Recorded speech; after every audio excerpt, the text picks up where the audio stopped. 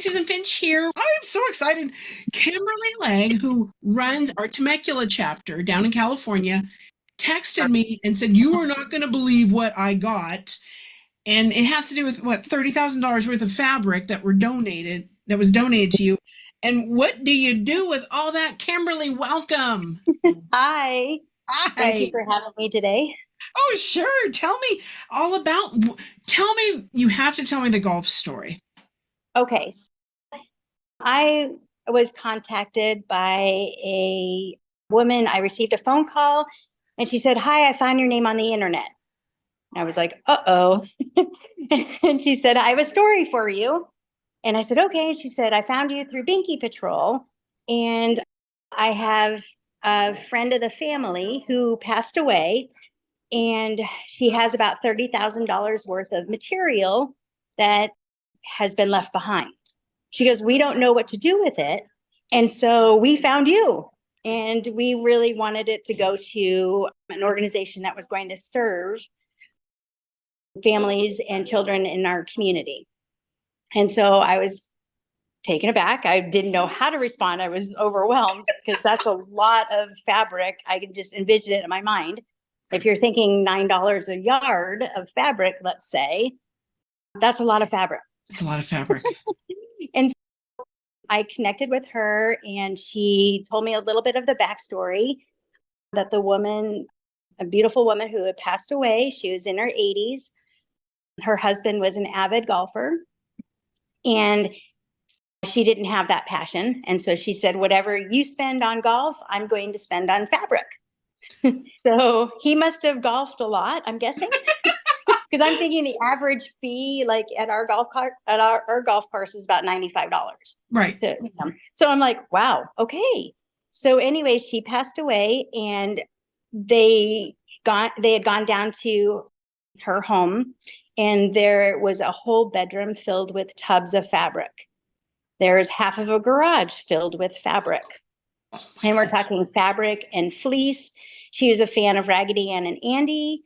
So most of the fabric that we're seeing is Raggedy Ann and Andy. She has over 300 just Raggedy Andy dolls in her home.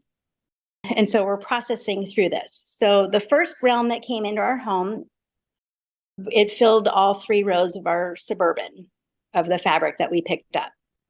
And it had tubs. We'd taken some of the tubs. This second round, they delivered up to me, and she took everything out of the tubs and put it in her car.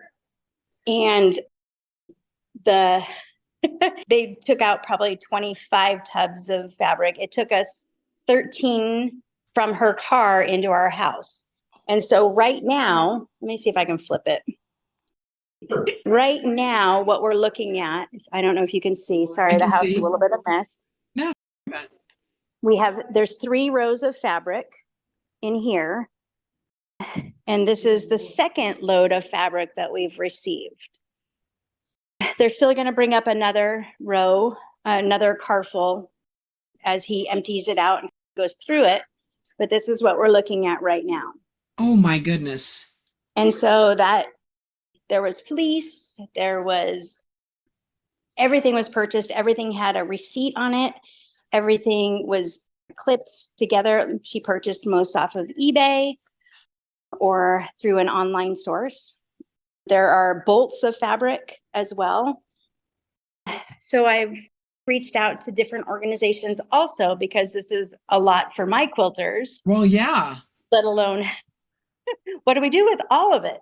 Right. So our chapter is going to work with an organization called Wishers and Dreamers. And they make gowns for teddy bears for children that are at Loma Linda Children's Hospital. And so our quilters are going to take the fabric for Christmas, because we have lots of Christmas fabric, and make quilts for the kids.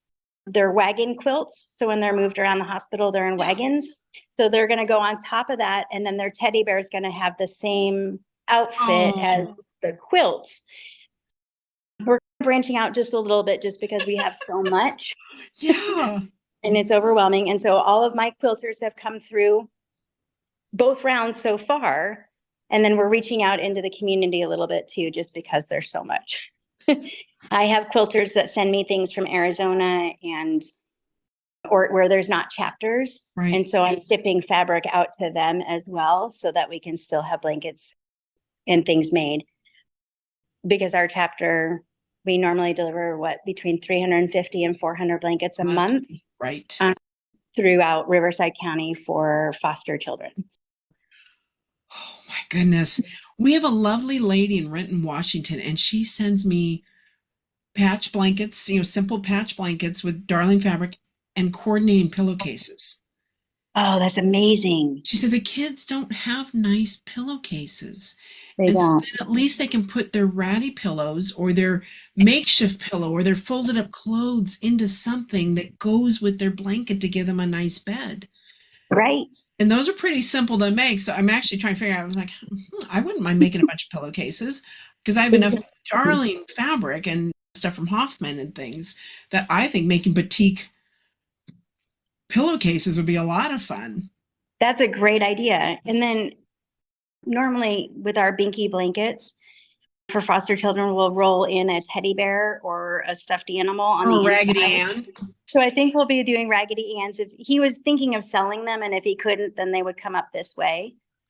But just an amazing tribute to her.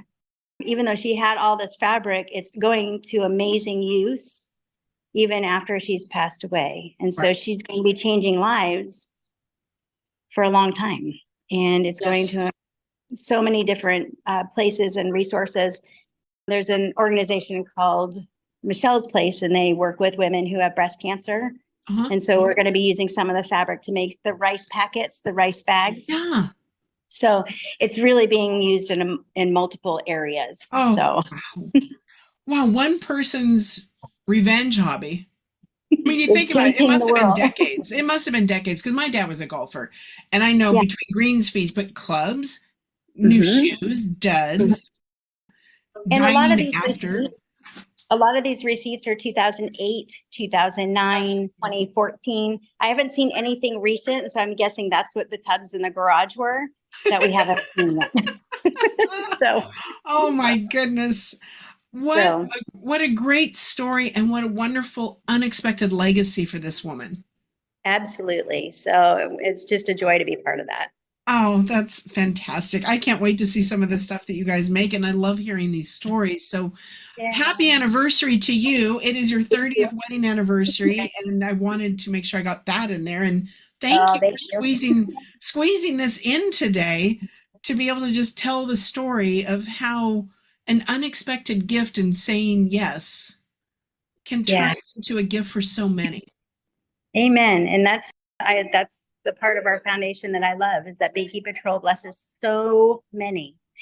And I go back to the blankets for our foster children. Yeah. And even the two that I have in my care right now have a blanket for the rest of their life. Right. And that's because of Binky Patrol. Yep. We just keep, and if they keep aging in that system, then we'll get them bigger ones. That's right. That's what happens too. I've had a few come back for 3 and 4 blankets because they've aged through the system. We have one woman she got it from a homeless shelter, and she asked me for new ones, and she's in her 60s. She says, "Can I please have another one?" And it's, of course you can't, Marie. That's right. Why would I ever turn you down? Amen. Well, thank you so much. And we have so many great things coming up, and with the Binkathon in October and everything else happening. But I love how you've branched out and you're like, well, we could do this with the fabric. We could do that with the fabric, and to bring in other organizations. Yeah. It just connects us all together. So it does. It does. Well, I'll make sure to list those other organizations too in this post so people can look for them. So what were they again? You're giving it to Wishers and Dreamers. Wishers and Dreamers, and Michelle's house, you said. Michelle's Place. And so I can send you the links for that too. Great. So.